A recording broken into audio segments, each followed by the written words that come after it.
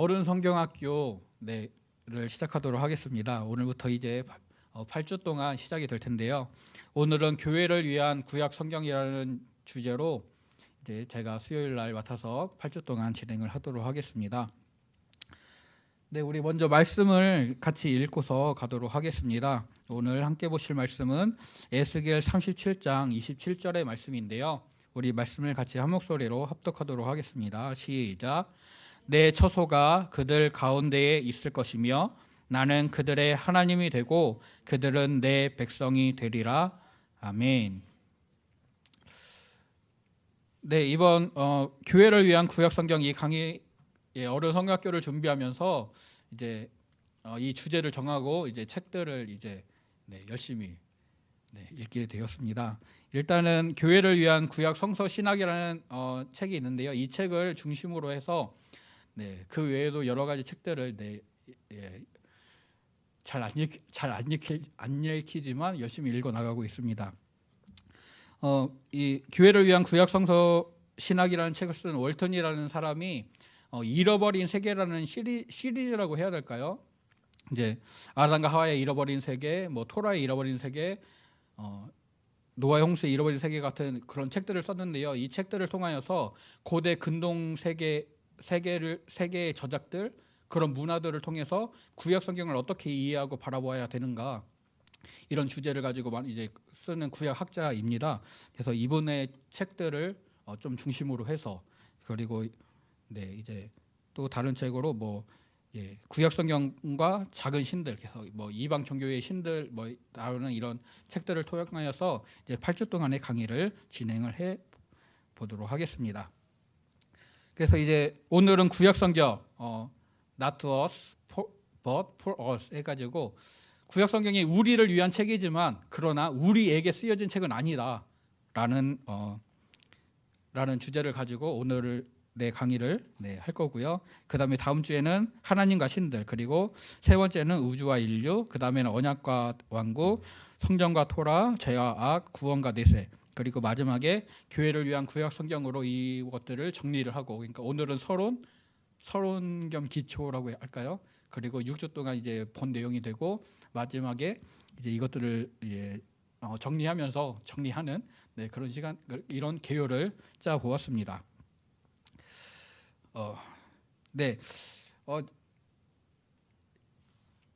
이 어른 성경학교를 맛있는 요리로, 보기 좋은 요리로 만들고 싶어서 배경을 일부러 저걸로 잡았거든요. 오늘 그런 기도를 했습니다. 하나님 죽쓰지 않게 해주세요.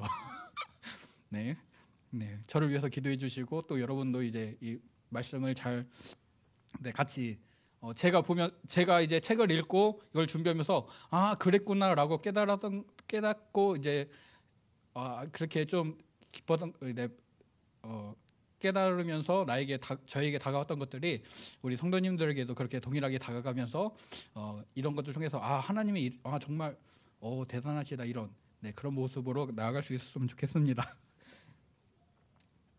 이제 처음에 어떻게 시작을 할까 하다가 이 말을 써봤습니다.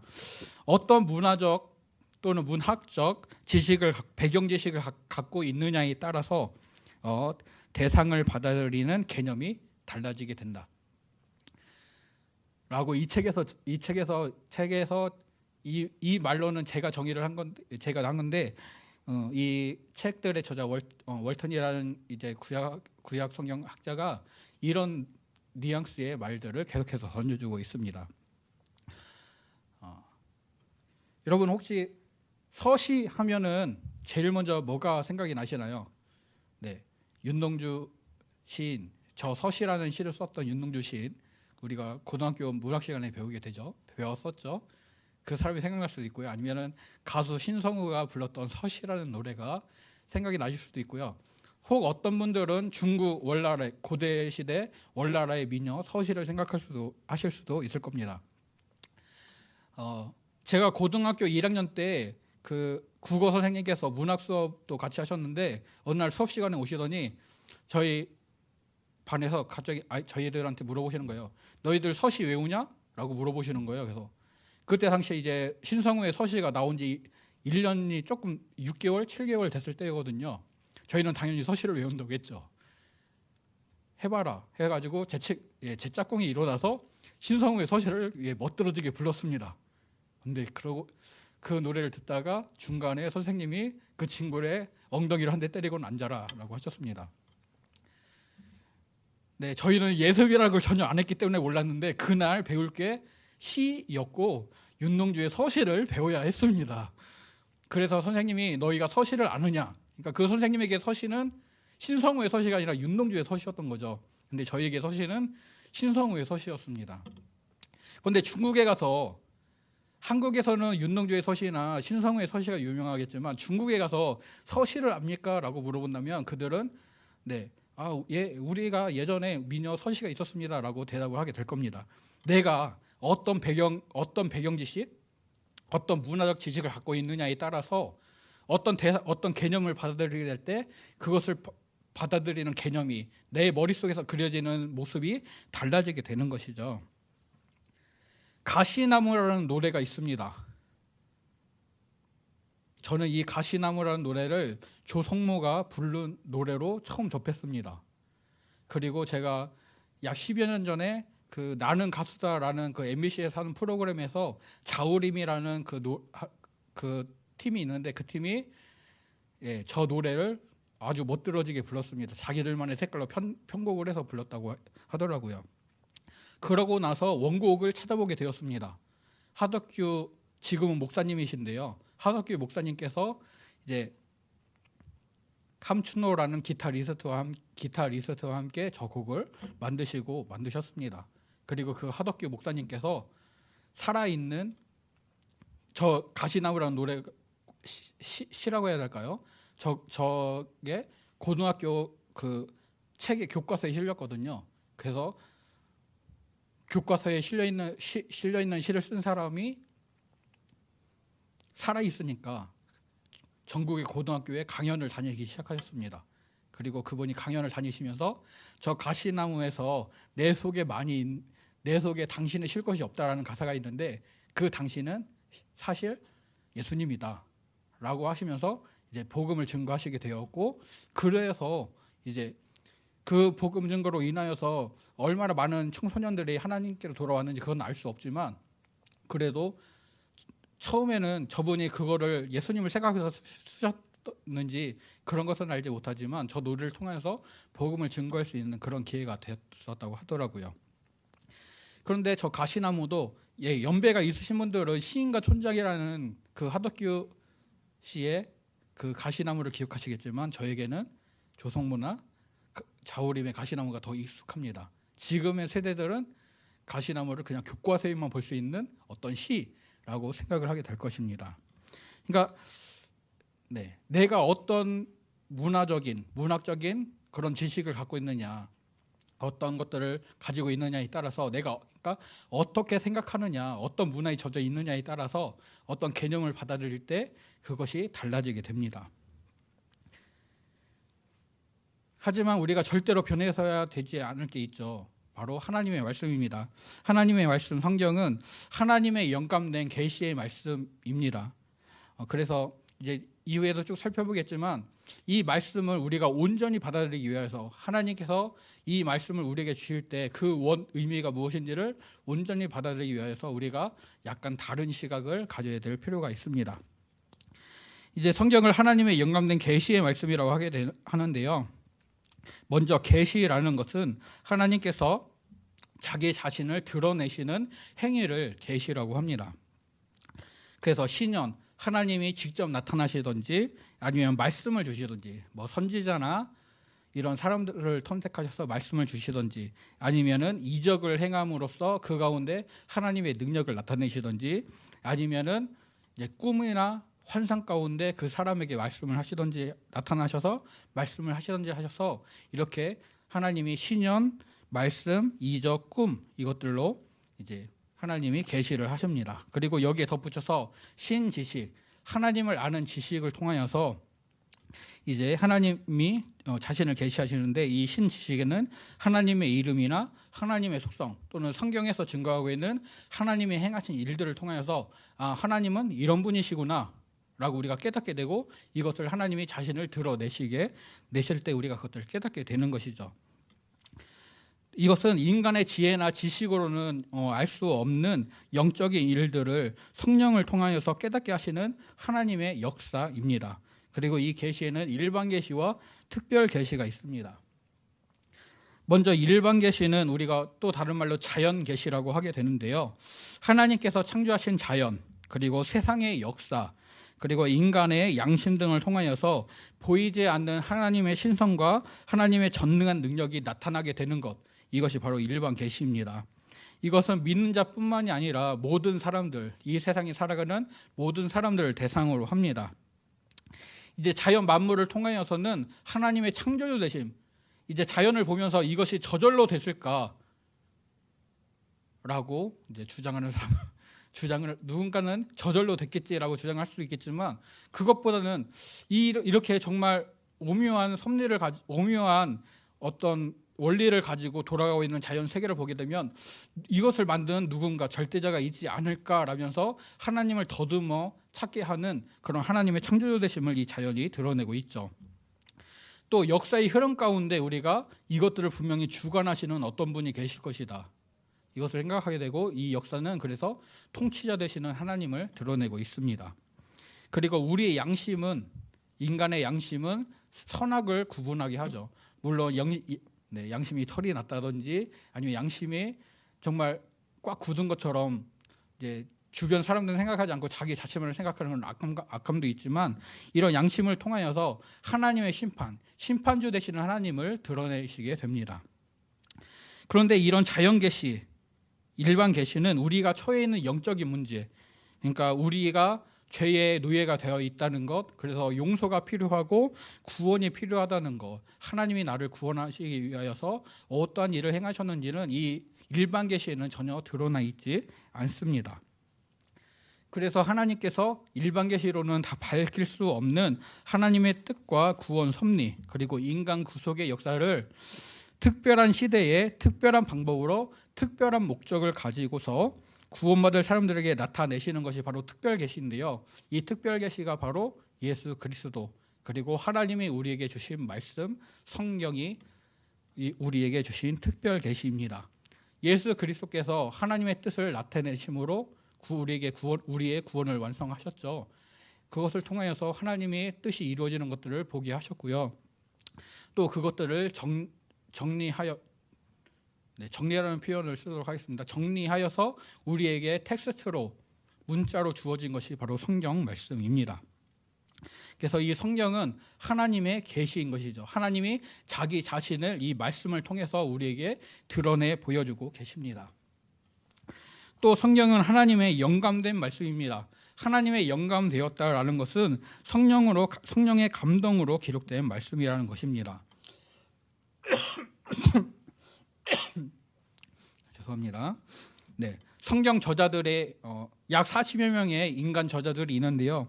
이 저자들의 사사로운 생각이나 어떤 감정, 이런 것들에 따라서 기록된 것이 아니라 하나님께서 성령으로 그 저자들을 감동하셔서 그 저자들의 인격, 저자들의 지식, 저자들의 어떤 문학적인 소양, 이 모든 것들을 사용하셔서 성경을 기록하게 하셨습니다.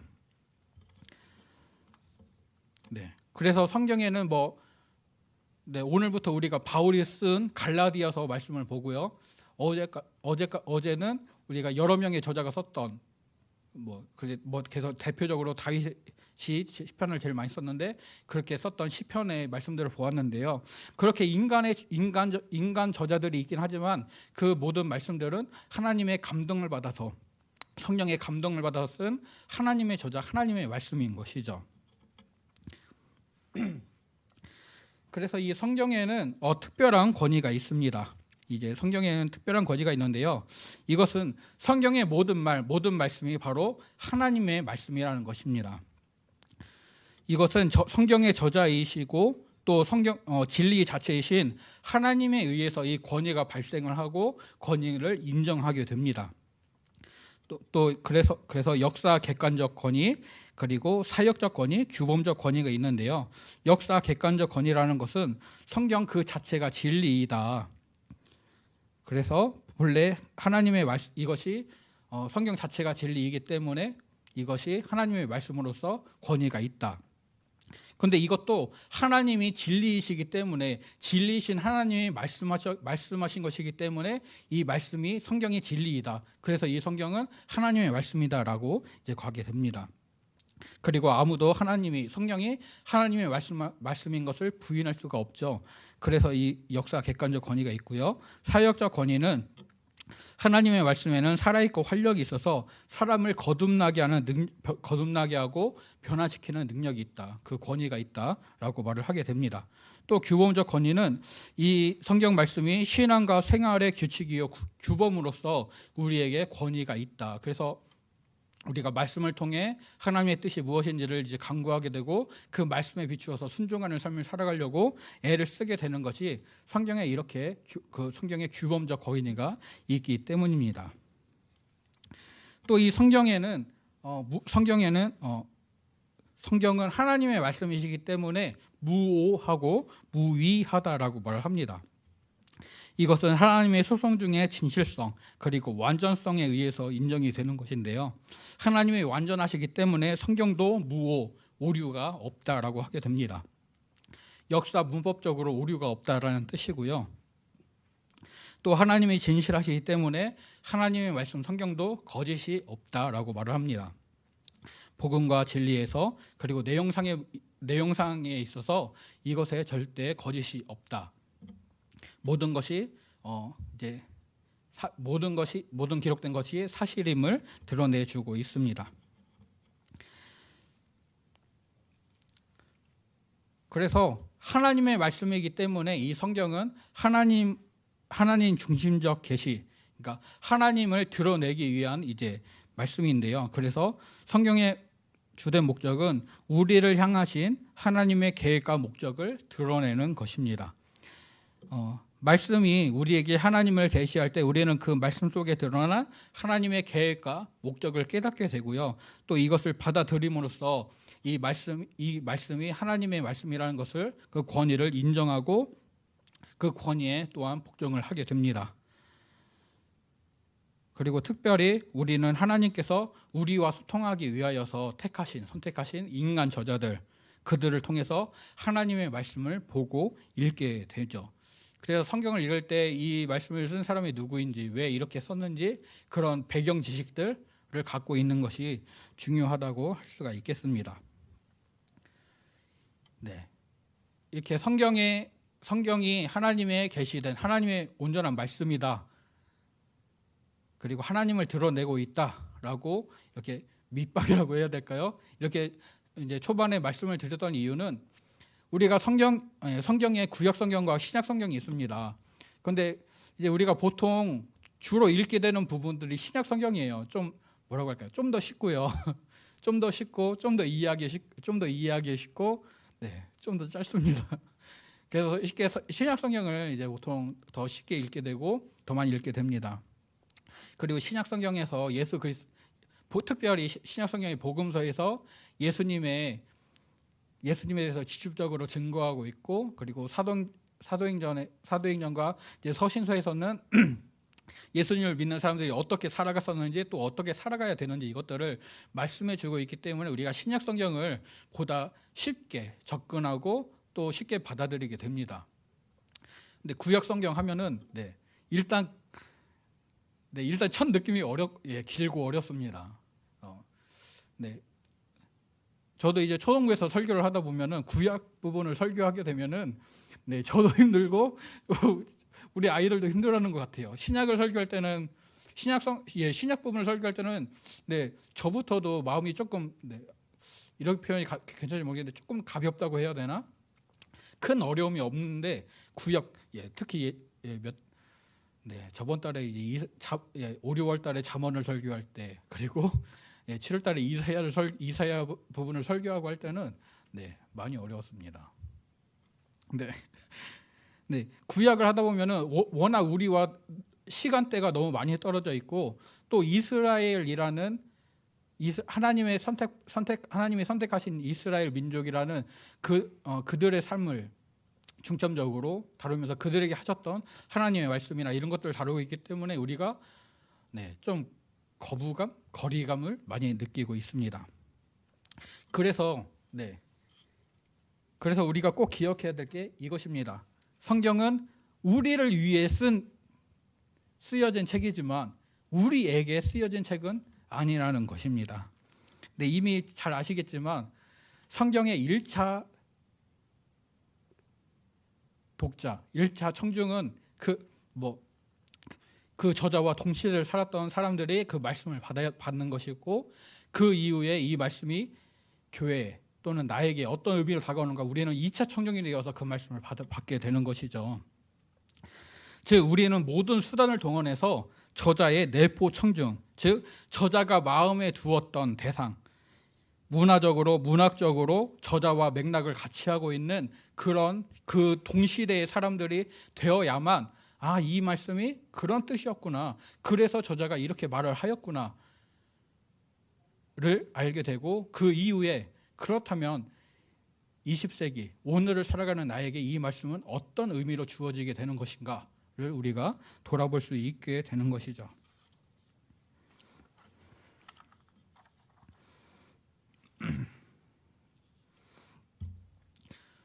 즉 우리의 렌즈로 성경을 그냥 바라보는 것이 아니라 그들의 렌즈가 어떤 것인지를 알고 그 렌즈로 그들을 바라봐야 합니다.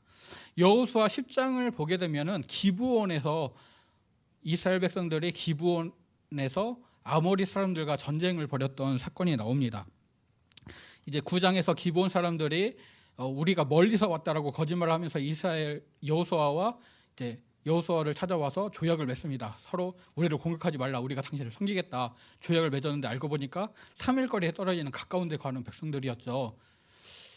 그런데 하나님의 이름으로 조약을 맺었기 때문에 그들을 공격하지 못하고 그들을 이제 성전에서 봉사하는 자, 나무 깃는 자, 물 깃는 자, 나무 패는 자로 삼았습니다.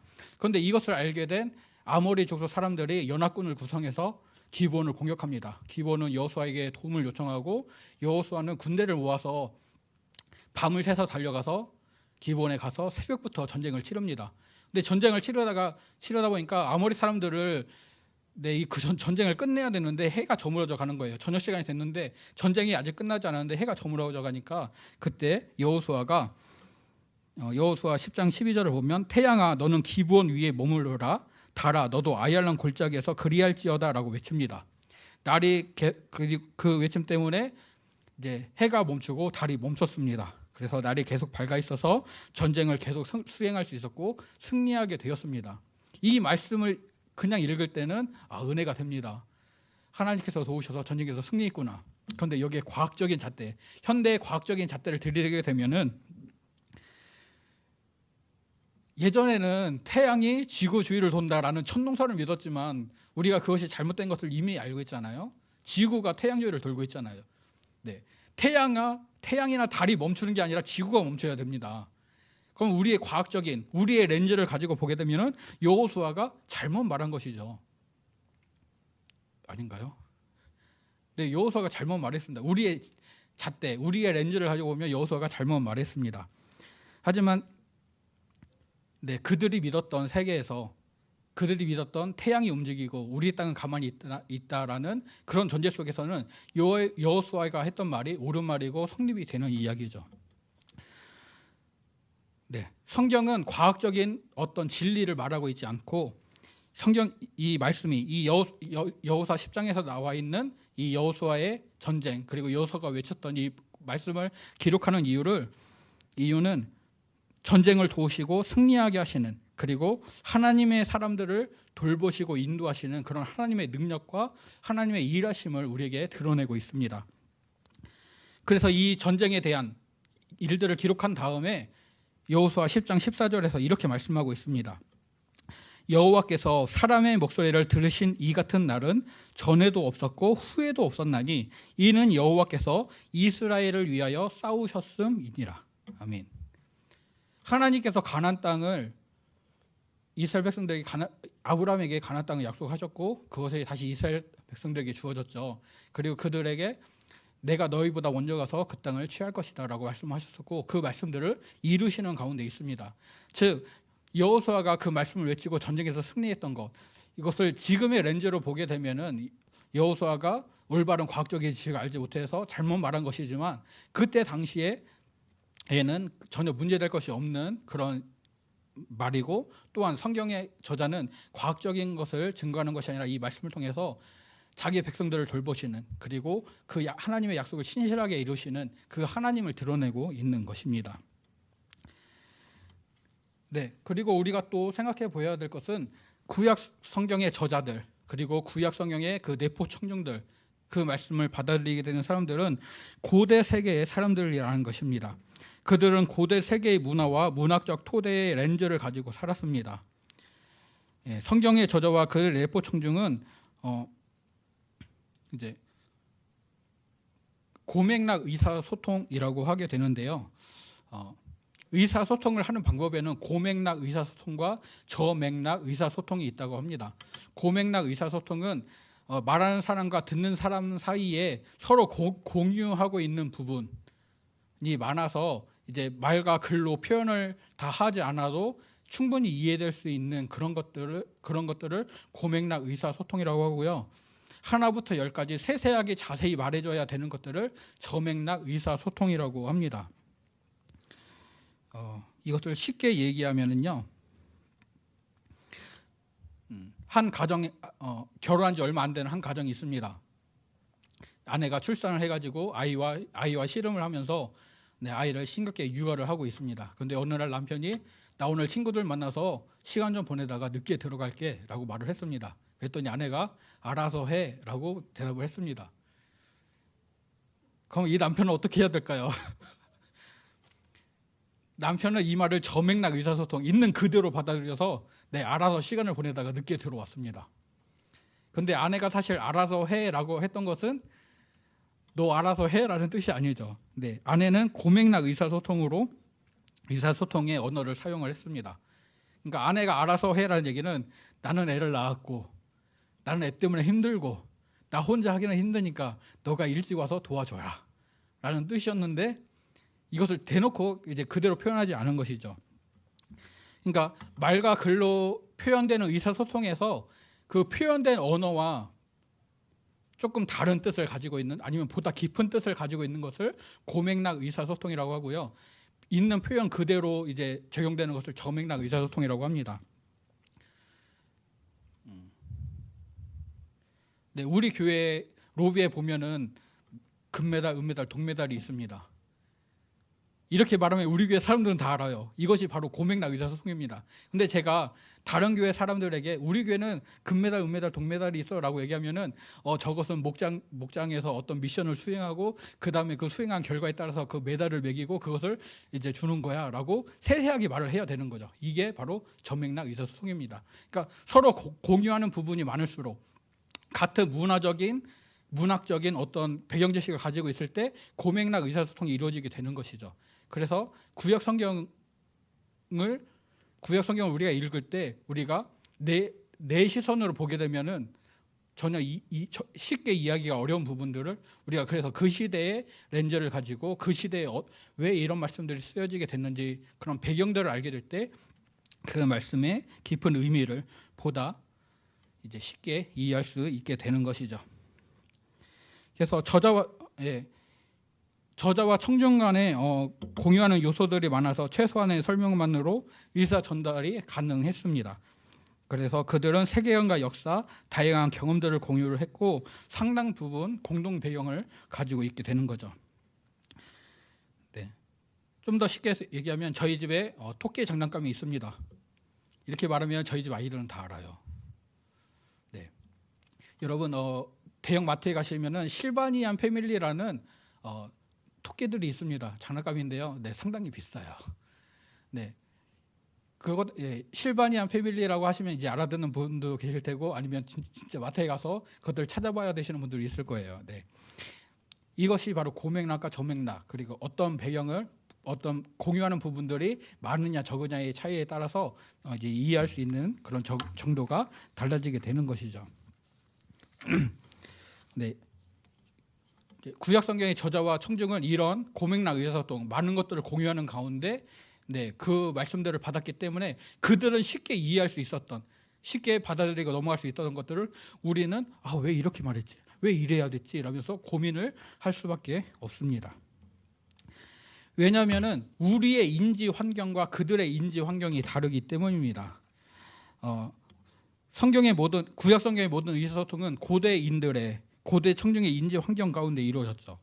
이스라엘 백성들은 전적으로 고대 근농 사회와 그들의 문화, 그들의 언어, 그런 문화적인 영향 아래에 놓여 있었고요. 그들의 사고방식이나 세계관들도 고대 근농의 것들을 따라갈 수밖에 없습니다. 그러니까 구약 성경을 읽을 때는 고대 근농 세계에 대한 렌즈를 가지고, 그리고 신약 성경을 읽을 때는 헬레니즘 문화에 대한 렌즈를 가지고 그 말씀을 읽을 때 그것들을 우리가 보다 수월하게 받게 되는 것이죠. 하나님의 계시가 똑같이 주어지지만 이스라엘 백성들에게는 고대 세계의 외관을 가지고, 또 1세기 유대인들에게는 헬레니즘의 외관을 가지고서 그들을 찾아오게 된 것이죠. 그리고 우리는 그때 당시에 주어졌던 말씀을 지금의 렌즈로 읽으려고 하니까 약간의 오류? 우리가 받아들일 때 오류가 생기고 어려움이 생기게 되는 것입니다. 좀 예를 들어볼까요? 여러분, 바람이 왜 부나요? 오늘 새벽에는 비도 많이 왔는데 바람이 불고 비가 오는 이유는 쉽게 얘기하면 기압 차이에 의해서입니다. 고기압과 저기압이 있고 이것 때문에 제가 이제 네이버에서 과학 상식을 찾아왔는데요. 공기의 무게가 무거운 고기압이 되면 공기층이 아래로 내려와 날이 맑게 되고요. 반대로 저기압일 때는 공기가 위로 올라가서 수증기들이 응결하게 되고 응결하면서 구름이 만들어지고, 그래서 비가 오고 날씨가 흐려지게 된다고 합니다. 또 고기압에서 저기압으로 공기가 이동하는데 이것이 바람이고요. 기압 차이가 작으면 산들바람이 불게 되는 것이고, 기압 차이가 크면은 태풍이 불게 되는 것입니다. 현대인의 사고, 우리의 과학적인 지식으로는 기압 차이에 의해서 바람이 붑니다. 기압 차이에 의해서 비가 오게 됩니다. 그런데 고대인들에게 왜 바람이 불죠? 왜 비가 올까요? 라고 물어보면 그들은 이렇게 말합니다. 신이 그렇게 하셨습니다. 신이 지금 우리에게 비를 주고 있습니다. 신이 지금 바람이 불게 하고 있습니다. 창세기를 보면은 하나님께서 궁창 위의 물과, 궁창을 만드셔서 궁창 위의 물과 궁창 아래의 물을 나누셨다라고 말씀을 합니다. 그래서 궁창 위의 물, 이것의 흔적이 오존층이다라고 말했던 창조 과학자들이 있었습니다. 하지만 성경은 궁창 위에 물이 있었느냐 없었느냐 그런 과학적인 사실을 말하고 있는 것이 아닙니다. 고대인들은 대부분 하늘 위에 물이 있다라고 믿었습니다. 그 이유는 왜냐? 비가 올 때 하늘에서 물이 내려왔기 때문입니다. 하늘에서 내려오는 물이 있으니까 하늘 위에는 물이 있구나. 그래서 그들은 하나님께서 궁창 위에 물을 두셨다라고 성경 저자는, 모세는 기록을 하게 됐던 것이죠. 현대 과학자들은 우주가 빅뱅의 폭발과 그 힘에 의해서 지금도 팽창하고 있다, 우주 팽창론, 팽창 우주론을 얘기를 하고 있습니다. 이것이 진짜로 과학적인 사실인지, 아니면은 오랜 시간 후에 지금에서는 발견하지 못했던 어떤 우주의 끝을 진짜로 보게 되고, 그래서 예전에 2000년대에는 사람들이 이 끝을 못 봐가지고 우주가 팽창한다고 믿었어 라고 말하게 될지 그것은 모르겠습니다. 다만 성경에 이런 것들을 분명히 언급하고 있지 않죠. 고대인들은 저마다의 창세 신화에서 창조 이전의 상태를 혼돈한 것으로 묘사하고 있습니다. 성경도 땅이 혼돈하고 공허하며 흑암이 깊음이 있었다라고 말씀을 하고 있죠. 이런 무질서에 하나님은 질서를 부여하셨고, 이를 통해서 하나님이 창조하셨음을 말해주고 있습니다. 또 하나님은 빛이 있으라라고 말씀을 하셔서 빛이 있으라 하셨고, 이 빛을 낮이라 부르셨습니다. 빛이 있는 상태가 낮, 빛이 없는 상태 어둠이 밤인 것이죠. 그러니까 그러니까 빛이 있으라는 이 말씀은 빛이 있으라라고 말씀하셔서 빛이 존재하게 됐습니다. 즉 세상의 모든 존재는 하나님으로부터 비롯되었다. 하나님이 그 모든 것을 존재하게 하셨다. 하나님이 원인이다라는 것을 밝혀주고 있는 것이죠. 즉 창세기는 현대인의 관점에서 물리적이고 물질적인 어떤 시작을 우리에게 알려주고 있는 것이 아니라 고대인의 관점에서 존재의 시작, 질서의 시작, 이것이 바로 신인데 그 신이 바로 유일하신 하나님이다. 창조주 하나님이다. 이것을 우리에게 알려주고 있는 것입니다.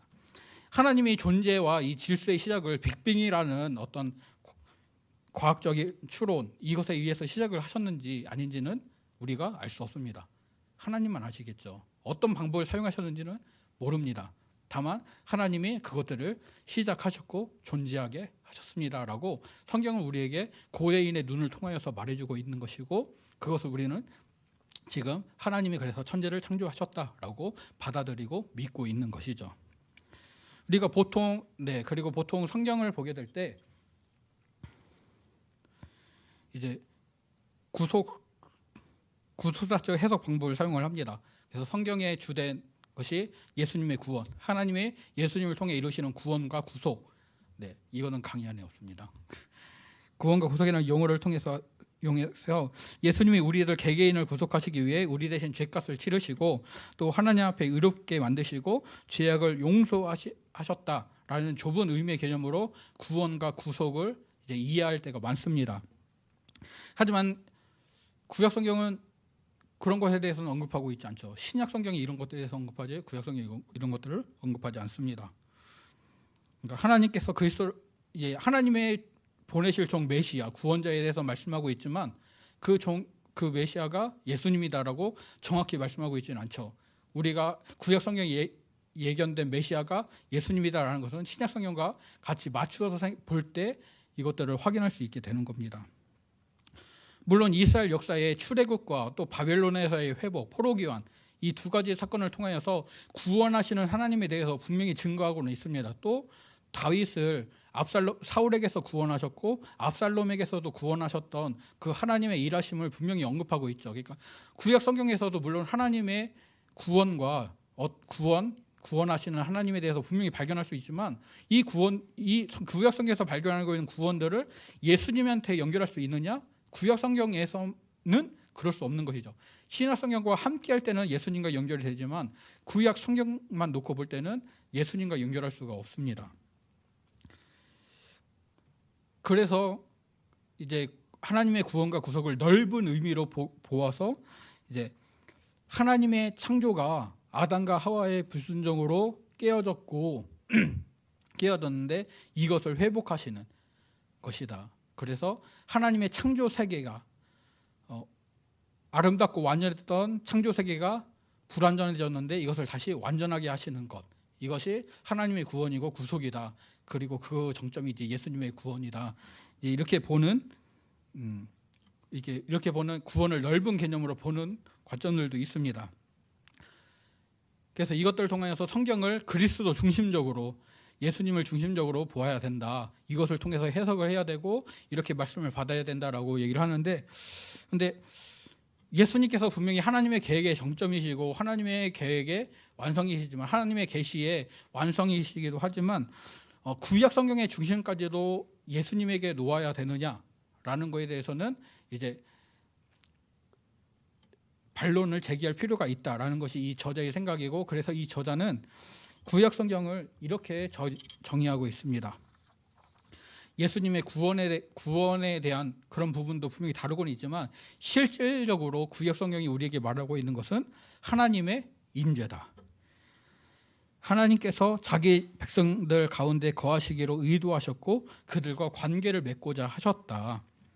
그래서 이스라엘 백성들을 택하시고 그들에게 계속 말씀하시는 것이 나는 그들의 하나님이 되고 그들은 나의 백성이 될 것이다 라는 말씀이다 라고 주장을 합니다.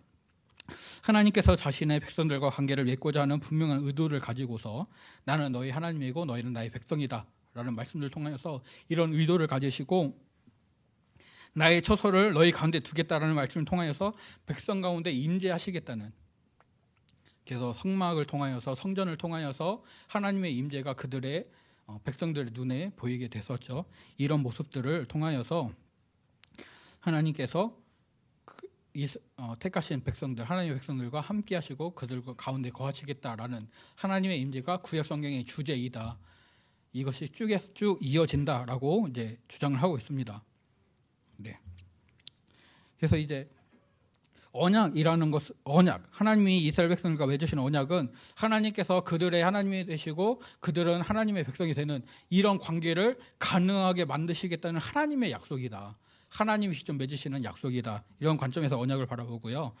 하나님의 백성이 어떻게 하나님의 임재 앞에서 살아가고 또 하나님과의 관계를 유지할 수 있는가, 이것을 규정하는 것이 바로 토라 율법이다.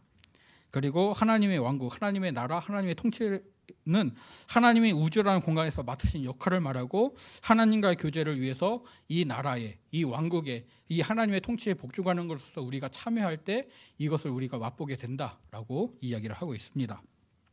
이것들을 좀 풀어서 얘기를 해보자면요, 창조의 7일은 하나님께서 그들의 피조물과 교제할 수 있는 거룩한 공간이 되도록 우주를 조성하시는 그런 일이 창조이다. 그리고 하나님께서 에덴을 중심으로 하는 거룩한 장소에 하나님의 통치를 출범하신 후에 안식을 하셨다. 그런데 사람이 불순종함으로써 하나님을 대신하려 했거나 아니면은 스스로 하나님처럼 질서의 중심으로 서고자 했던, 또 지혜의 근원이 되고자 했던 이런 시도들 때문에, 이런 불순종 때문에 하나님의 임재로 나아가는 길이 차단당하고 에덴 동산에 더 이상 들어갈 수 없게 되고 쫓겨나고 하나님과의 교제가 망가지게 되었다. 이 망가진 하나님의 임재와 교제는 하나님의 백성들에서 점진적으로 이제 회복이 됩니다. 셋의 아들 에노스 때에 하나님의 이름을 부르기 시작하고요. 그 이후에 또 죄악의 관영에 대해서 심판을 받게 되지만, 이제 하나님의 언약이 하나님께서 택하신 이스라엘 백성들을 통하여서 출애굽 말미에 이제 시내산에서 언약 계명을 주시면서, 이제 계명을 주시기 전에 나는 너희 하나님이 되겠다, 너희는 나의 백성이 될 것이다라는 언약이 재설정됩니다. 이제 토라는 하나님의 백성이 임재 앞에서 살아가면서 이제 하나님의 임재를 다시는 잃지 않는 그런 길을 제시하고 있는 것이고요. 또 성막은 하나님의 임재가 머물 장소, 후에는 성전으로 이것이 대체가 됩니다. 그리고 선지자들은 하나님께서 장차 이스라엘 백성들에 거하실 것을 말씀하시면서 또한 하나님의 심판과 회복과 소망들을 말씀을 하면서 하나님께서 회복된 백성들과 함께 교제하고 그들과 함께하기를 원하신다. 그래서 거룩함으로 이제 온갖 죄악된 것들을 다 내려버리고 거룩하신 하나님을 닮아 하나님의 거룩함으로 나아가야 된다. 하나님의 임재 가운데 들어가야 된다라면서 계속해서 권면하고 권고하는 것이죠. 이제 그리고 구약 성경의 이 주제, 하나님께서 백성들과 함께 하시기를 원하고 그들 가운데 거하시려고 하신다라는 주제가 신약 성경으로 이어지는데, 이것이 성육신 교리다. 그래서 말씀이 육신이 되어 우리 가운데 거하신다라는 말씀을 통해서 이 성육신이 하나님의 임재의 명확한 증거이다라고 얘기하고 있고, 성령의 내주하심으로 이것이 확증된다라고 주장을 합니다. 또 이것을 통해서 하나님은 그들의 하나님이 되시고 그들은 그의 백성이 된다. 그래서 성령이 거하시는 우리가 성전이 되어서, 하나님의 전이 되어서 하나님이 우리 가운데 거하시는 것들이 이제 확정이 되게 되는 것이죠. 그래서 구약 성경은 우리가 어떻게 하면 하나님의 임재를 잃어버리지 않고 그분의 임재 가운데서 살아갈 수 있는지를 다루고 있는 것이며, 신약 성경은 어떻게 하면 하나님의 임재로 특징 지어지는 하나님 나라에 참여하게 되는지, 또 참여하는 삶을 살 수 있는지를 신약 성경이 말하고 있다라면서 이 월튼이라는 저자는 주장을 합니다. 이 책을 읽으면서 오 하게 되더라고요. 그래서 다음에 또 어떤 얘기를 일어날까 막 관심을 갖게 되고, 그래서 처음에는 이 책만을 사서 읽으려고 했었는데, 그 잃어버린 세계 시리즈들, 그것들을 막 같이 구입을 해서 이제 보게 되었습니다. 결국 이제 하나님의 임재, 하나님께서 하나님이 택하신 백성들 가운데 어떻게 그들과 함께 하시려는지, 또 그들을 어떻게 하나님의 백성 삼으셔서 그들과 함께 거하시려고 하는지, 그것들을 이후의 시간들을 통하여서 이제 알아보게 될 거고요. 특별히 그 가운데 우리가 기억해야 될 것은 이제 지금 우리의 렌즈가 아니라 구약 성경이 쓰여질 당시에 고대 근동 세계의 렌즈를 가지고, 그래서 그 고대인들은 신을 어떻게 이해했는지, 그 신의 임재를 어떻게 이해했는지, 이런 것들을 살펴보면서 그 가운데 하나님은 우리에게 뭐라고 말씀하시는지 이것들을 살펴보려고 합니다. 오늘의 요리는 조금 마음에 드셨나요? 이제 8주 동안 이제 이렇게 진행을 하면서 그래서 이제 구약성경에서 주장하고 있는 하나님의 임재, 이것들을 지금 우리의 삶에서 나는 이 하나님의 임재에 어떻게 동참할 것인가, 이것들을 우리가 같이 고민하면서 하나님 나의 삶에 찾아와 주시고 나를 인도하여 주시옵소서. 내가 온전한 믿음 가운데 하나님께 반응하게 하여 주시옵소서. 이렇게 기도하면서 같이 이제 동역하여 나아가는 저와 성도님이 되시기를 간절히 소원하고 축복합니다.